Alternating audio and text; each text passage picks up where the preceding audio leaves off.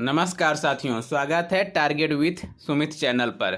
साथियों, हम आपके लिए लेकर आए हैं सरकारी मास्टर वाली क्लास। यानी आपको सरकारी मास्टर बनना है तो बनना है, और इस ही भर्ती में किसमें जूनियर एडेड शिक्षक भर्ती परीक्षा में जूनियर एडेड आप समझ सकते हैं इसका पेमेंट भी कितना अच्छा होगा, लगभग 50,000 रुपये पर मंथ स्टार्टिंग से, है ना। तो आप लोग आज से ही लग जाइए, आज ही पढ़ लो, आज ही रट लो। किसके लिए भाई? सोना बाबू के लिए।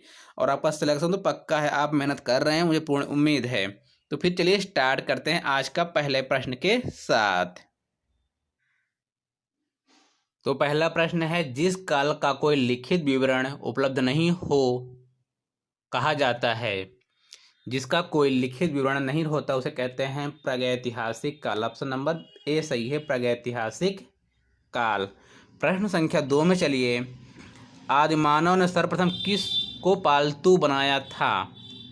आदिमानव ने सर्वप्रथम किसको पालतू बनाया था? ऑप्शन नंबर बी सही है, कुत्ते को। किसको बनाया? कुत्ते को। प्रश्न संख्या 3, होमोसेपियंस मानव का उद्भव किस काल में हुआ था। आपको बताना है होमोसेपियंस मानव का उद्भव किस काल में हुआ था। क्या हुआ था? उच्च पुरा पाषाण, अपर पीरियड पैलियोलिथिक। उच्च पुरा पाषाण में होमोसेपियंस का। प्रश्न संख्या 4 देखिए, मानव ने आग का प्रयोग किस काल में प्रारंभ किया। मानव ने आग का प्रयोग किस काल में प्रारंभ किया? ये ऑप्शन आपके सो रहा हो रहा है, नवपाषाण काल में। किस में? नवपाषाण काल में। मानव ने सर्वप्रथम किस धातु का प्रयोग किया? ये अब आपको पता होगा, तो यह था तांबा, कॉपर, जिसे हम क्या बोलते हैं? कॉपर। ऑप्शन नंबर सी सही है। आप लोग अपने पेन और कॉपी ले लीजिए, वहां पर क्वेश्चन को करिए, ठीक है। और अपने कमेंट बॉक्स में कमेंट दीजिएगा कि आपके कितने प्रश्न सही हो रहे हैं। प्रागैतिहासिक काल के अंतर्गत किन संस्कृतियों को रखा जाता है।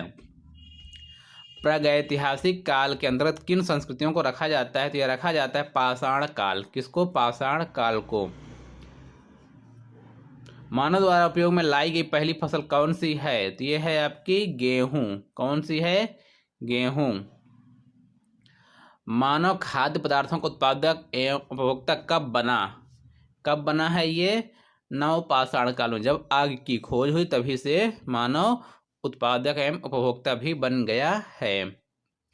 कौन पुरातत्वविद या पुरावेत्ता हड़प्पा के उत्खनन से संबंधित है? तो यह है दयाराम सैनी ने। हड़प्पा की खुदाई किसने की? दयाराम सैनी ने। प्रश्न संख्या 10 को देखिए और आंसर दीजिए। सिंधु घाटी सभ्यता मानव इतिहास के किस काल से संबंधित है? आपके पास 4 ऑप्शन है, बताइए। तो यह है आद्य ऐतिहासिक काल। किससे है? आद्य ऐतिहासिक काल से। हड़प्पा के स्थलों में कांस्य नर्तकी की मूर्ति कहाँ से प्राप्त हुई? बताइए। आपके पास 4 ऑप्शन हैं। यह प्राप्त हुई है मोहनजोदड़ो से। कहाँ से? मोहनजोदड़ो से। कौन सा कथन असत्य है? सिंधु घाटी सभ्यता से गाय अंकित मोहरें सबसे कम संख्या में प्राप्त हुई। कौन सा? ऑप्शन नंबर डी सही है। तो सही कौन कौन से देख लीजिए। काली बंगल से जुते हुए खेत का साक्ष्य मिलता है, बिल्कुल सही, ध्यान रखिएगा। काली बंगल से जुते हुए खेत का साक्ष्य मिला। सिंधु घाटी की लिपि की सूचना मोहरों से प्राप्त होती है। और सुर कोतड़ा से घोड़े के अवशेष प्राप्त हुए हैं। और आवश्यक क्या है? सिंधु घाटी सभ्यता गाय अंकित मोहरों की संख्या सबसे कम प्राप्त हुई है, यही आपका गलत है। प्रश्न संख्या 13, विश्व प्रसिद्ध पशुपति की मोहर कहाँ से प्राप्त हुई? आपको बताना है। तो यह प्राप्त होती है पशुपति की मोहर मोहनजोदड़ो से। सिंधु सभ्यता में गोदीवाड़ा का साक्ष्य कहाँ से मिला है? सिंधु सभ्यता में गोदीवाड़ा का साक्ष्य कहाँ से मिला है? तो यह मिला है लोथल से। गोदीवाड़ा का साक्ष्य मिला है लोथल से। सिंधु सभ्यता में विशाल अन्नागार कहाँ से प्राप्त हुआ है? सिंधु सभ्यता में विशाल अन्नागार कहाँ से प्राप्त हुआ है? तो यह प्राप्त हुआ है मोहनजोदड़ो से। कहाँ से? विशाल अन्नागार कहाँ से प्राप्त हुआ है? तो यह प्राप्त हुआ है मोहनजोदड़ो से। कौन सी जोड़ी असत्य है? आपको बताना है इनमें से कौन सी जोड़ी असत्य है। तो हड़प्पा सिंधु अलग अलग है, मोहनजोदड़ो सिंधु तट पर है, और कालीबंगा घग्गर पर, आलमगिरी हिंड नदी के तट पर है। सिंधु सभ्यता कि सर्वमान्य तिथि कौन सी है? सिंधु सभ्यता कब से कब तक है? तो यह है 2500 से 1750 ईस्वी तक। 2500 से 1750 ईस्वी तक। भारत में मूर्ति पूजा का आरंभ माना जाता है। मूर्ति पूजा का तो कब से माना जाता है? गुप्त काल से। भारत में गुप्त काल से मूर्ति पूजा का आरंभ माना जाता है। ऋग्वैदिक आर्य किसकी पूजा करते थे? ऋग्वैदिक आर्य किसकी पूजा करते थे आपको बताना।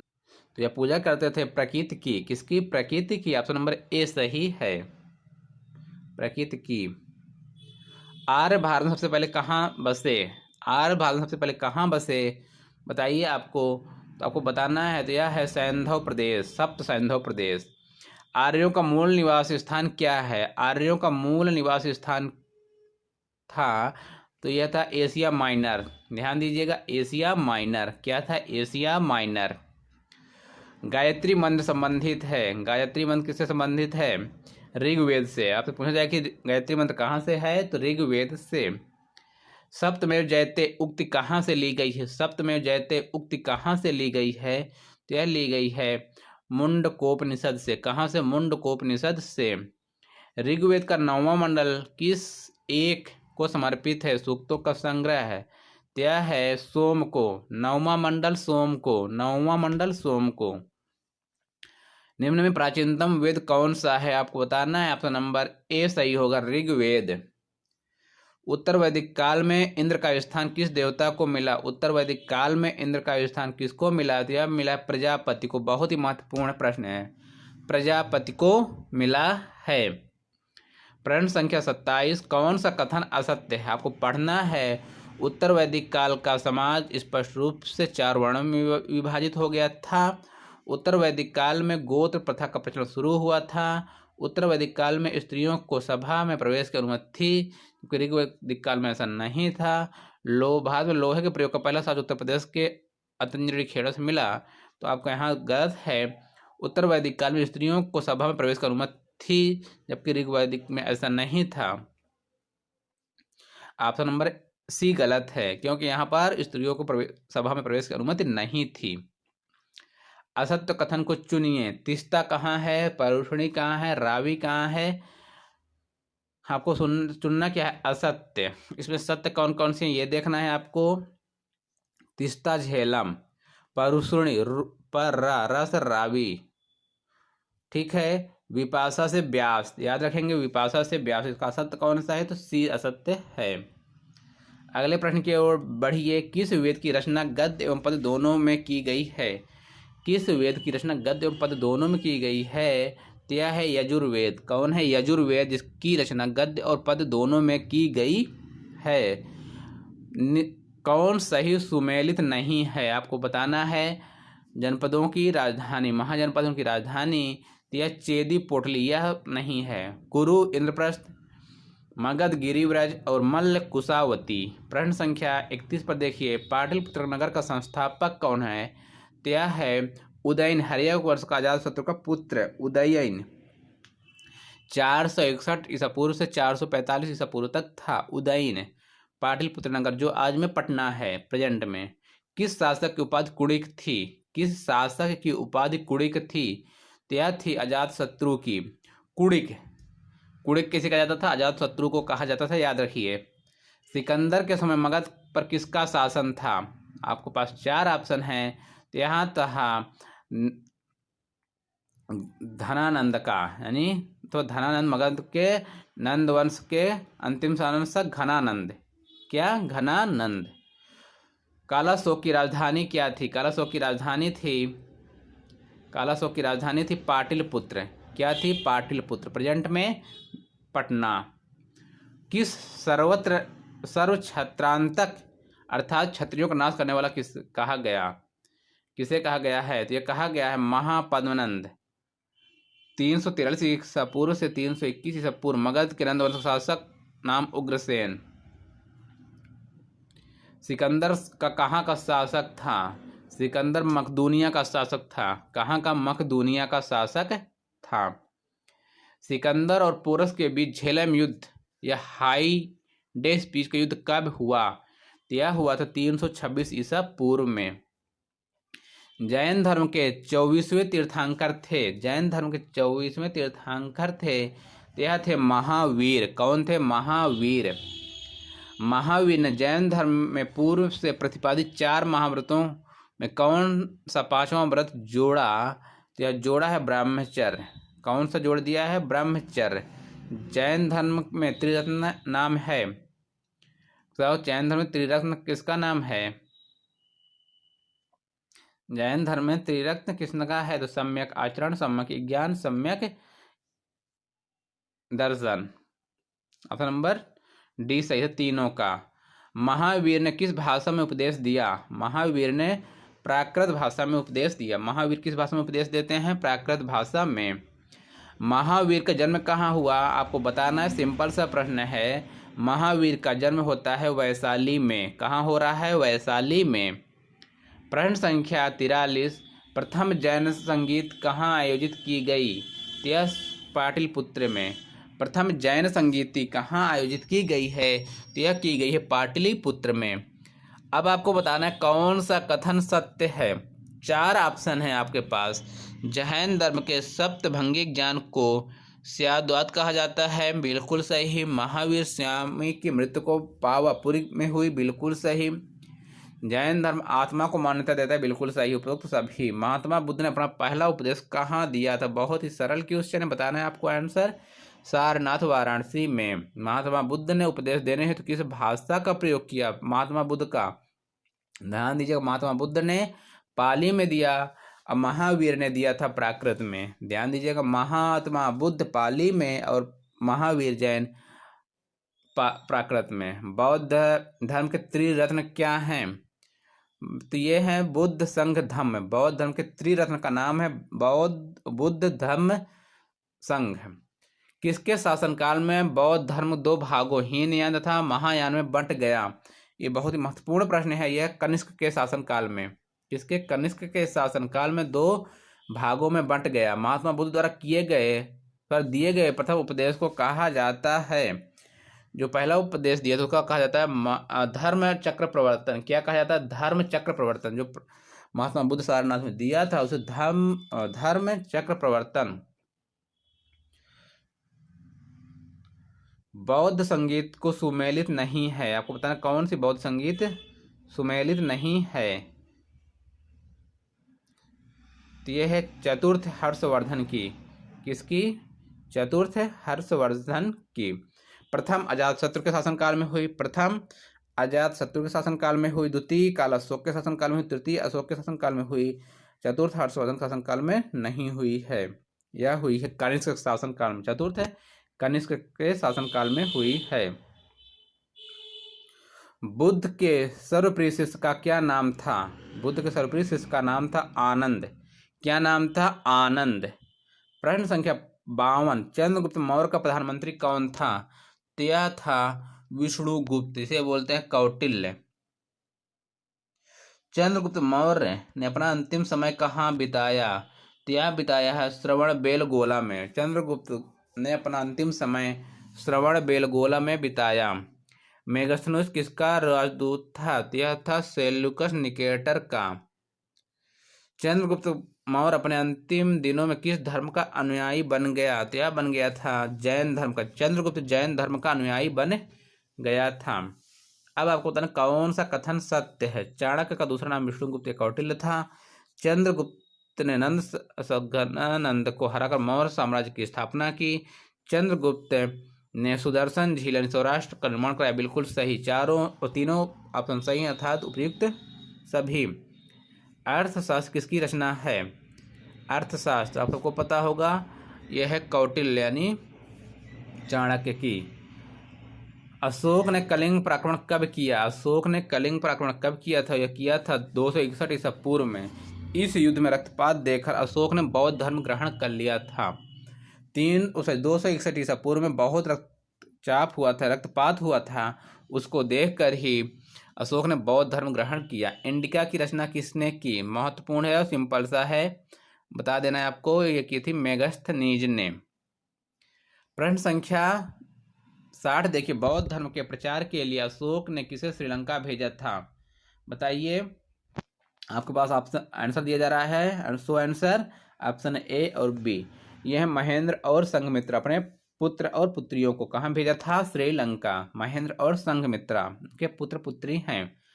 अशोक के शिलालेखों की खोज सर्वप्रथम किसने की थी? अशोक के शिलालेखों की खोज किसने की थी?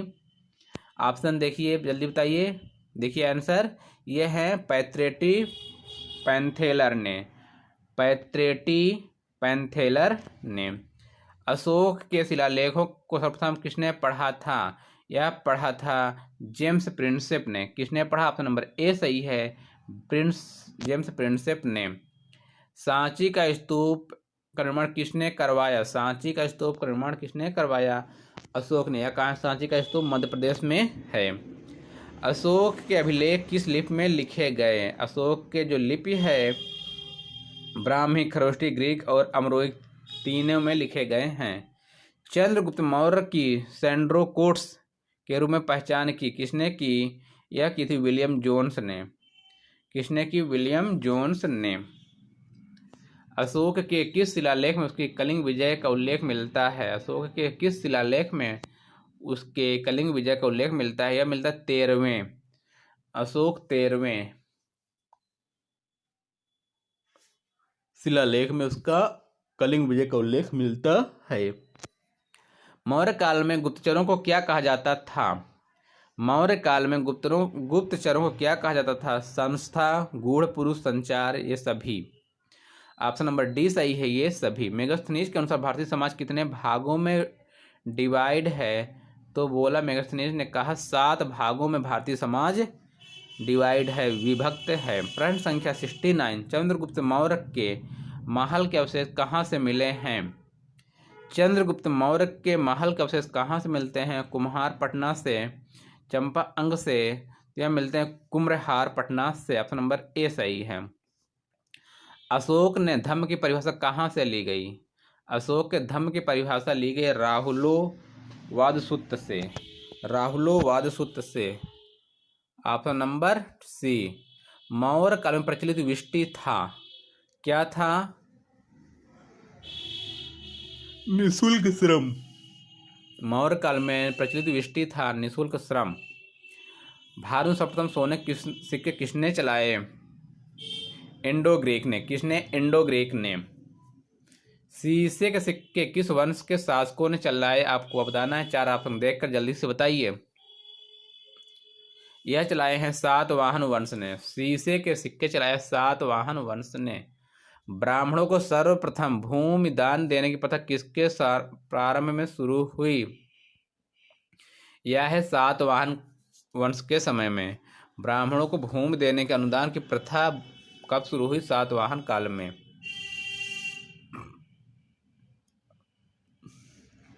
अगला प्रश्न देखिए, रुद्रदामन कौन था? शक शासक था। रुद्रदामन शक शासक था। ऑप्शन नंबर ए शक शासक। कनिष्क का राज्यवध कौन था? कनिष्क का राज्यवध था चरक। चरक। कनिष्क बौद्ध धर्म किस शाखा का अनुयायी था? कनिष्क महायान शासक का अनुयायी था। कनिष्क की राजधानी क्या थी? तो कनिष्क की राजधानी थी पुरुषपुर। क्या थी? पुरुषपुर। जूनागढ़ से प्राप्त संस्कृत का पहला अभिलेख किस शासक का है? आपको बताना है, जूनागढ़ से प्राप्त संस्कृत का पहला अभिलेख किस शासक का है? यह है रुद्रदामन का। किसका? रुद्रदामन का। ध्यान दीजिएगा। किस स्थान पर रोम बस्ती मिली? तो ये मिली है कहाँ आपको? अरिकमेडु में। ऑप्शन नंबर बी सही है, अरिकमेडु में। बुद्ध चरित्र की रचना किसने किया था? बुद्ध चरित्र की रचना किसने किया?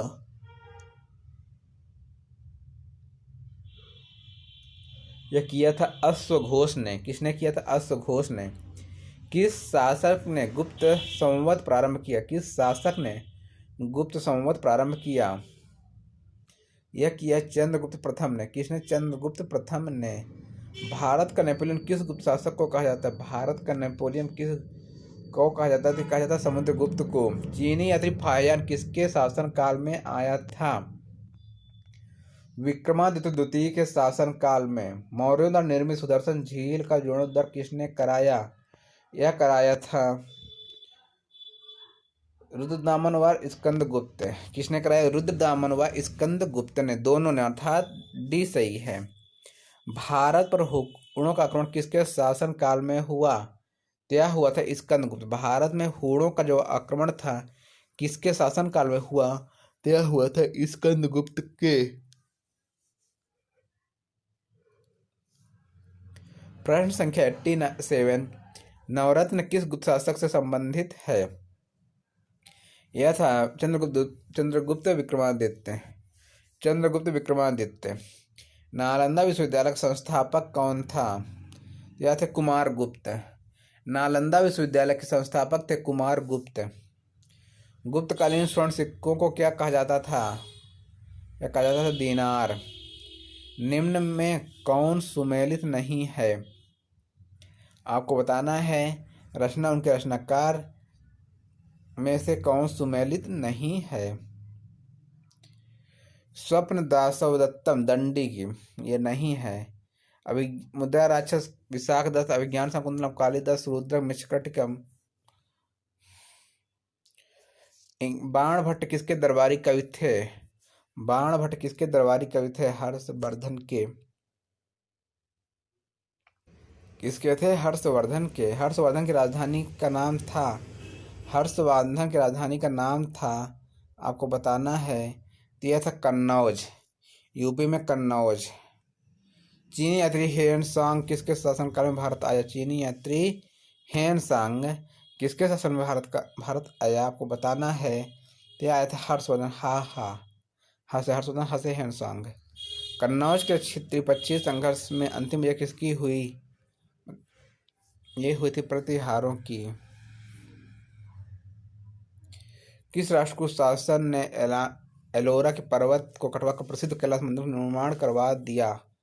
यह था कृष्ण प्रथम ने। वातापी किसकी राजधानी है? वातापी किसकी राजधानी? चालुक्य की। स्थानीय स्वशासन किसके प्रशासन की मुख्य विशेषता थी? बताना है आपको, देखकर आंसर। स्थानीय स्वशासन, स्थानीय स्वशासन थी चोल वंश। बृहदेश्वर मंदिर निर्माण किसने कराया था?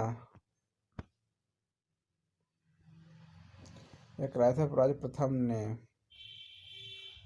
महाबलीपुरम के रथ मंदिर का निर्माण किसने करवाया था? महाबलीपुरम में रथ मंदिर का निर्माण किसने करवाया था? यह आपको बताना है। नरसिंहवर्मन प्रथम ने। नरसिंहवर्मन प्रथम, ऑप्शन नंबर बी।